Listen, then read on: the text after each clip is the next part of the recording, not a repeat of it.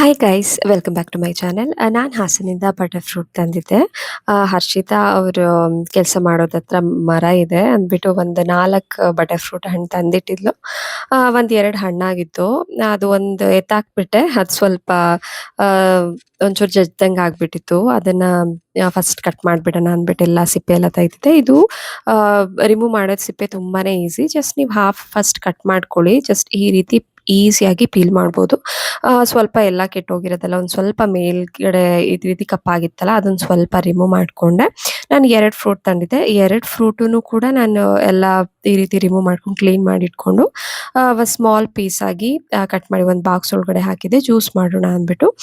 Juice ಮಾಡೋದು ತುಂಬಾನೇ easy. ಇದಕ್ಕೆ ಸ್ವಲ್ಪ ಹಾಲು, ಸ್ವಲ್ಪ ನೀರು, ಸಕ್ಕರೆ ಹಾಕಿ ಮಿಕ್ಸಿಲಿ ಗ್ರೈಂಡ್ ಮಾಡಿದ್ರೆ ತುಂಬಾನೇ ಚೆನ್ನಾಗಿರುತ್ತೆ. ಕೆಲವರಿಗೆ ಇದು ಜ್ಯೂಸ್ ಇಷ್ಟ ಆಗಲ್ಲ. ಕೆಲವರು ಸ್ಯಾಂಡ್ವಿಚ್‌ಗೆ ಸ್ಯಾಂಡ್ವಿಚ್ ಮಾಡ್ಕೊಂಡು ತಿಂತಾರೆ. ಅದಕ್ಕೆ ಸ್ವಲ್ಪ ಈರುಳ್ಳಿ, ಕೊತ್ತಂಬರಿ ಸೊಪ್ಪು, ಹಸಿರುಮೆಣಸಿನಕಾಯಿ, ಟೊಮೆಟೊ ಈ ರೀತಿ ಮಿಕ್ಸ್ ಮಾಡ್ಕೊಂಡು ಅದು ಕೂಡ ತುಂಬಾ ಚೆನ್ನಾಗಿರುತ್ತೆ. ನಾನು ಒಂದ್ಸಲನೂ ಟ್ರೈ ಮಾಡಿಲ್ಲ. ನೀವು ಒಂದ್ಸಲ ಟ್ರೈ ಮಾಡಿ. ಬೆಣ್ಣೆಹಣ್ಣಿಂದ ತುಂಬಾನೇ ಹೆಲ್ತಿಗೆ ಬೆನಿಫಿಟ್ಸ್ ಇದೆ. ಇದನ್ನ ಬಟರ್ ಫ್ರೂಟ್ ಅಂತ ಹೇಳ್ತೀವಿ. ಬಟರ್ ಫ್ರೂಟ್, ಬೆಣ್ಣೆಹಣ್ಣು ಅಥವಾ ಅವೊಕ್ಯಾಡೋ ಅಂತಾನೂ ಹೇಳ್ತೀವಿ. ಇದು ತುಂಬಾ ಸಾಫ್ಟ್ ಇರುತ್ತೆ ಅಂಡ್ ಕ್ರೀಮಿ ನೇಚರ್ ಇರುತ್ತೆ. ಇದು ಉತ್ತಮ ಕೊಬ್ಬು ಅಂತ ಹೇಳ್ತೀವಿ ಅಂಡ್ ನಾರಿನಾಂಶ ಇರುತ್ತೆ. ಇದರಲ್ಲಿ ವಿಟಮಿನ್‌ಗಳಿರುತ್ತೆ, ಖನಿಜಾಂಶಗಳಿರುತ್ತೆ ಅಂಡ್ ಇದು ಹೃದಯದ ಆರೋಗ್ಯಕ್ಕೆ ತುಂಬಾನೇ ಒಳ್ಳೆಯದು. ಇದರಲ್ಲಿ ಹೆಚ್ಚಿನ ಸ್ವಲ್ಪ ಸ್ವಲ್ಪ ಪ್ರಮಾಣದಲ್ಲಿ ಫೈಬರ್ ಇರೋದ್ರಿಂದ ಇದು ಜೀರ್ಣಕ್ರಿಯೆಗೆ ತುಂಬಾನೇ ಹೆಲ್ಪ್ ಮಾಡುತ್ತೆ ಅಂಡ್ ನಮ್ಮ ಕಣ್ಣಿನ ಆರೋಗ್ಯಕ್ಕೆ ತುಂಬಾನೇ ಒಳ್ಳೆಯದು ಅಂಡ್ ಇದು ಇದರಲ್ಲಿ ಫೈಬರ್ ಮತ್ತೆ ಹೆಲ್ದಿ ಫ್ಯಾಟ್ಸ್ ಇರುತ್ತೆ. ಸೊ ತೂಕ ನಿಯಂತ್ರಣಕ್ಕೆ ತುಂಬಾನೇ ಸಹಾಯ ಮಾಡುತ್ತೆ. ಇದರಲ್ಲಿ ವಿಟಮಿನ್ ಕೆ, ಮೆಗ್ನೀಷಿಯಂ, ಪೊಟ್ಯಾಷಿಯಂ ಇರೋದ್ರಿಂದ ಎಲುಬುಗಳ ಆರೋಗ್ಯಕ್ಕೆ ಒಳ್ಳೆಯದು ಅಂತ ಹೇಳ್ತಾರೆ ಅಂಡ್ ದೇಹಕ್ಕೆ ಬೇಕಾದ ಅಗತ್ಯ ಪೋಷಕಾಂಶಗಳು ಇದರಲ್ಲಿ ಸಿಗುತ್ತೆ. ಇದರಲ್ಲಿ folate, vitamin C, vitamin E, vitamin ಬಿ6 ಅಂಡ್ ಪೊಟ್ಯಾಷಿಯಂ ಇರುತ್ತೆ. ಸೊ ವಿಟಮಿನ್ ಇ ಇರೋದ್ರಿಂದ ಇದು ಚರ್ಮದ ಆರೋಗ್ಯಕ್ಕೆ ತುಂಬಾನೇ ಒಳ್ಳೆಯದು ಅಂತ ಹೇಳ್ತಾರೆ ಅಂಡ್ ಇದು ರಕ್ತದೊತ್ತಡ ನಿಯಂತ್ರಣಕ್ಕೆ ಸಹಾಯ ಮಾಡುತ್ತೆ. ಇದನ್ನ ಹಾಲಿನೊಂದಿಗೆ ಮಿಕ್ಸ್ ಮಾಡ್ಕೊಂಡು ಜ್ಯೂಸ್ ಮಾಡ್ಕೊಂಡು ಕುಡಿಬೋದು ಅಥವಾ ಸಲಾಡ್ ರೀತಿಲಿ ತಿನ್ಬೋದು ಅಥವಾ ಟೋಸ್ಟ್ ಮಾಡ್ಕೊಂಡು ತಿನ್ಬೋದು ಅಂಡ್ ಸ್ಮೂತಿ ಕೂಡ ಮಾಡ್ಕೊಂಡು ತಿನ್ಬೋದು ಅಂಡ್ ಸ್ಯಾಂಡ್ವಿಚ್ ಕೂಡ ಮಾಡ್ಕೊಂಡು ತಿನ್ಬೋದು. ಇದಕ್ಕೆ ಮಿಕ್ಸ್ ಮಾಡ್ಕೊಂಡು ಇದನ್ನ ಸ್ಯಾಂಡ್ವಿಚ್ ರೀತಿ ಮಾಡ್ಕೊಂಡು ಕೂಡ ತಿನ್ಬೋದು ಅಂಡ್ ದಿನಕ್ಕೆ ಇದು ಅರ್ಧ ಬೆಣ್ಣೆಹಣ್ಣು ತಿಂದ್ರೆ ಒಳ್ಳೇದು. ಅಂಡ್ ಇದು ಒಳ್ಳೇದು ಅಂತ ತುಂಬಾನು ಜಾಸ್ತಿ ತಿನ್ನೋಕೆ ಹೋಗ್ಬೇಡಿ. ಲಿಮಿಟಲ್ಲಿ ತಿಂದ್ರೆ ಅದು ಆರೋಗ್ಯಕ್ಕೆ ತುಂಬಾನೇ ಒಳ್ಳೇದು ಅಂತ ಹೇಳ್ಬೋದು. ನೋಡಿದ್ರೆ ಎಷ್ಟೊಂದೆಲ್ಲ ಬೆನಿಫಿಟ್ಸ್ ಇದೆ ಅಂತ.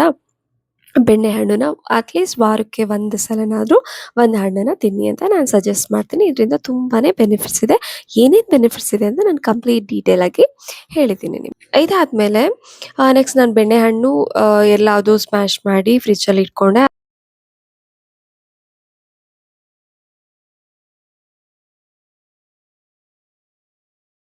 ಅದಾದ್ಮೇಲೆ ಇದು ನಿನ್ನೆ ವ್ಲಾಗ್.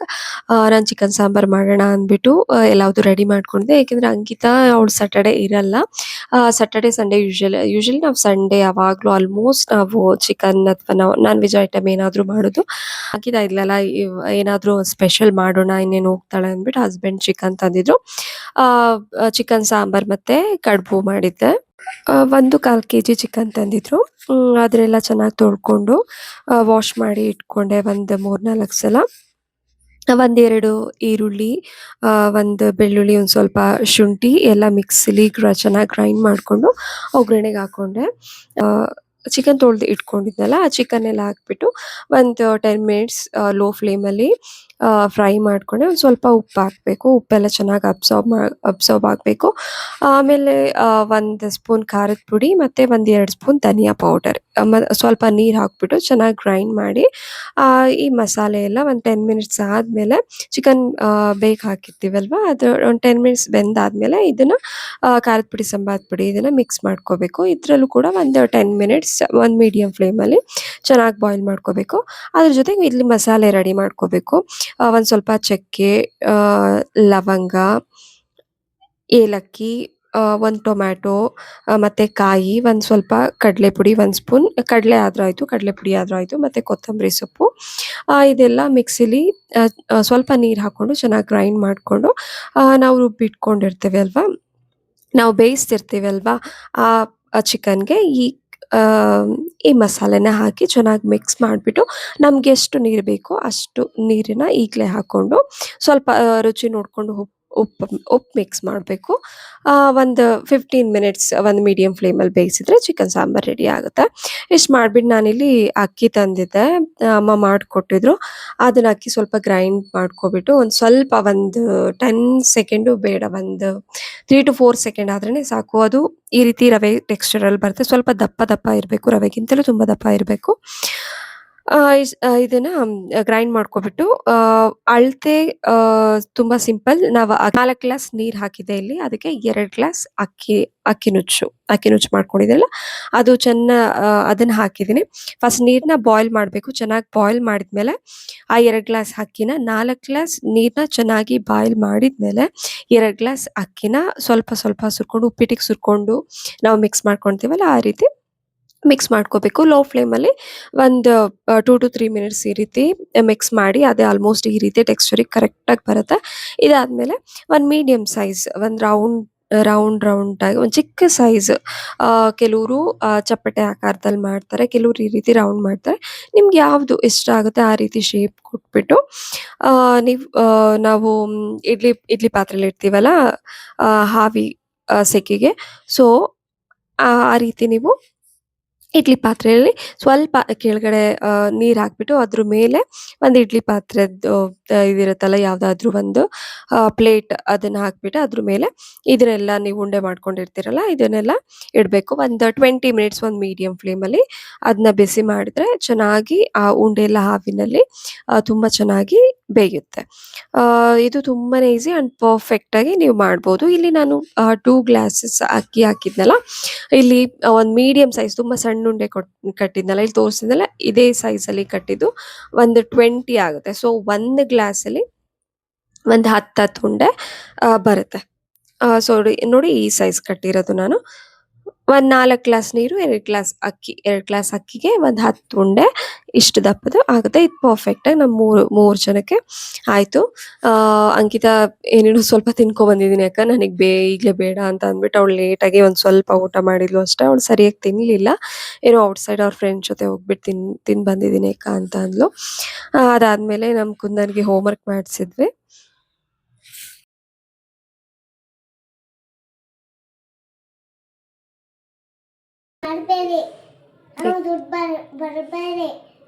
ಏಕೆ? ಯಾಕಂದ್ರೆ ಅಮ್ಮಗೆ ಕೆಲಸ ಮಾಡಿ ತೋರಿಸ್ಕೊಳ್ಳಿ, ಅವಾಗ ದುಡ್ಡು ಬರಲಿ. ಅಮ್ಮಗೆ ಸಬ್ಸ್ಕ್ರೈಬ್ ಮಾಡಬೇಡಿ, ದುಡ್ಡು ಕೊಡಬೇಡಿ, ಏನು ಕೊಡಬೇಡಿ. ಏಕೆ? ನಾನು ನಿಂಗೆ ಯೂಟ್ಯೂಬಿಂದ ದುಡ್ಡು ಬಂದರೆ ನಿನಗೆಲ್ಲ ಒಳ್ಳೊಳ್ಳೆ ಬಟ್ಟೆ ತಕ್ಕೊಡೋಣ, ನಿಂಗೆ ಶೂ ತಕ್ಕೊಡೋಣ ಅಂತ ಹೇಳಿ. ನಮ್ಮ ಅಪ್ಪ ಕೊಡಿಸ್ತಾರೆ. ನಿಮ್ಮ ಅಪ್ಪ ಕೊಡಿಸ್ತಾರೆ, ಅಮ್ಮ ಕೊಡ್ಸೋದು ಬೇಡವಾ? ಆಯಿತು ಬಿಡು, ನಿಂಗೆ ಏನು ಕೊಡಿಸಲ್ಲ. ನಾನು ಎಲ್ಲ ಒಂದು ಚಿಕ್ಕಂಗೆ ಕೊಡಿಸ್ತೀನಿ.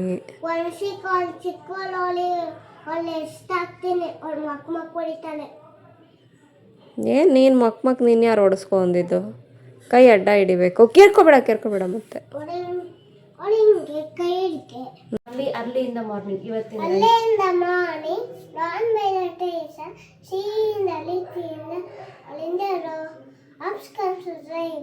ಈ ಪುಸ್ತಕ ಪುಫ್ ಪುಫ್ ಟುಟ್ಟು ಕಾಫಿಗೋ. ಇದು ಚೆನ್ನಾಗಿರುತ್ತೆ. ಪುಫ್ ಪುಫ್ ಟುಟ್ಟು ಕಾಫಿಗೋ. ಇದು ಹೇಳಿಲ್ಲ? ಇಲ್ಲ, ಇವತ್ತಿಗೆ ಇದು homework. Page number 27. Page number 27 16 ಅಕ್ಕ.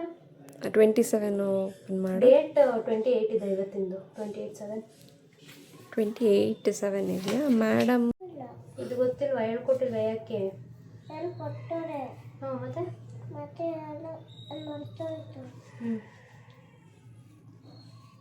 Incy spider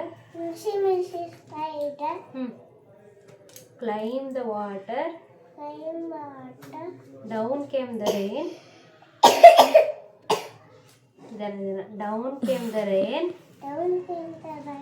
and washed the spider out. ನಂಗೆ ಗೊತ್ತಿಲ್ಲ ಅವ್ರು ಹೆಂಗೆ ಯಾವ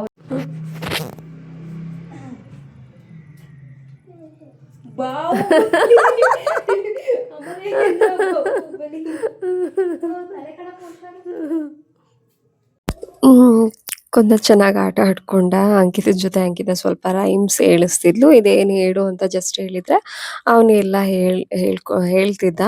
ಅವ್ರು ಟೀಚರ್ ಯಾವ ವೇನಲ್ಲಿ ಹೇಳ್ಕೊಟ್ಟಿದ್ದಾರೆ ಅವನು ಅದೇ ರೀತಿ ಹೇಳ್ಬೇಕು. ನಾವೇನಾದ್ರೂ ಡಿಫ್ರೆಂಟ್ ಹೇಳಕ್ ಹೋದ್ರೆ ಅವನಿಗೆ ಕನ್‌ಫ್ಯೂಸ್ ಆಗುತ್ತೆ. ಆಂಡ್ ಎಷ್ಟೊಂದು ಪ್ರೊನೌನ್ಸಿಯೇಷನ್ ಎಲ್ಲ ತುಂಬಾ ತಪ್ಪಾಗಿ ಹೇಳ್ತಾನೆ ಕೆಲವು. ಏಕೆಂದ್ರೆ ಒಟ್ಟಿಗೆ ಗ್ರೂಪಲ್ಲಿ ಹೇಳ್ಕೊಡ್ತಾರಲ್ಲ, ಅದೇ ನಾನು ಕರೆಕ್ಟ್ ಮಾಡಕ್ ಹೋದ್ರೆ ಮತ್ತೆ ಅವನಿಗೆ ಕನ್‌ಫ್ಯೂಸ್ ಆಗ್ಬಿಡುತ್ತೆ. ಅವ್ನು ಹೇಗ್ ಕಲ್ತಿರ್ತಾನೆ ಹಾಗೆ ಹೇಳ್ಬೇಕು. ಸೊ ಸುಮ್ನಾದೆ ನಾನು, ಮತ್ತೇನು ಕರೆಕ್ಟ್ ಮಾಡಕ್ ಹೋಗ್ಲಿಲ್ಲ. ನಾವು ಸ್ವಲ್ಪ ದಿನದ ಹಿಂದೆ ಅನಾನಸ್ ತಂದಿದ್ವಿ. ಪೈನಾಪಲ್ ಅಂತ ಹೇಳ್ತೀವಲ್ವಾ, ಪೈನಾಪಲ್ ತಂದಿದ್ವಿ. ಆ್ಯಂಡ್ ನಮ್ಮ ಕುಂದನ್ ನೋಡಿ ಹೆಂಗೆ ಕುತ್ಕೊಬಿಡ್ತಾನೆ. ಅಲ್ಲಿ ಸ್ವಲ್ಪ ನೀರಿರುತ್ತೆ, ಏನಾದ್ರು ಜಾರಿ ಬಿದ್ದರೆ ಅಂತ ನನಗೆ ಸ್ವಲ್ಪ ಭಯ ಆಗುತ್ತೆ. ಅವ್ನು ಕೈ ತೊಳಿ ಅಂದರೆ ಸಾಕು, ಹೋಗ್ಬಿಟ್ಟು ಅದ್ರ ಮೇಲೆ ಹತ್ಬಿಟ್ಟು ಕೈ ತೊಳೆದ್ಬಿಟ್ಟು ಅಲ್ಲೆಲ್ಲ ಸ್ವಲ್ಪ ನೀರೆಲ್ಲ ಚೆಲ್ಬಿಟ್ಟು ಬರ್ತಾನೆ. ಸೊ ಅವನಿಂದನೇ ನಾನು ಹೋಗ್ತೀನಿ. ಅವ್ನು ಸ್ಕೂಲಿಂದ ಬಂದ ತಕ್ಷಣ ಹ್ಯಾಂಡ್ ವಾಶ್ ಮಾಡಿಸ್ಬಿಟ್ಟು ಪೈನಾಪಲ್ ತೋರಿಸ್ದೆ. ತುಂಬಾ ಖುಷಿಪಟ್ಟ.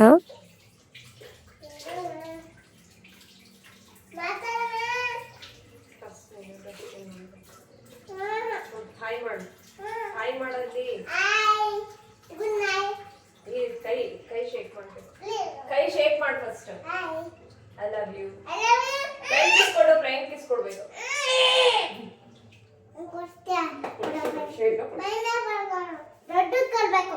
ಓಕೆ.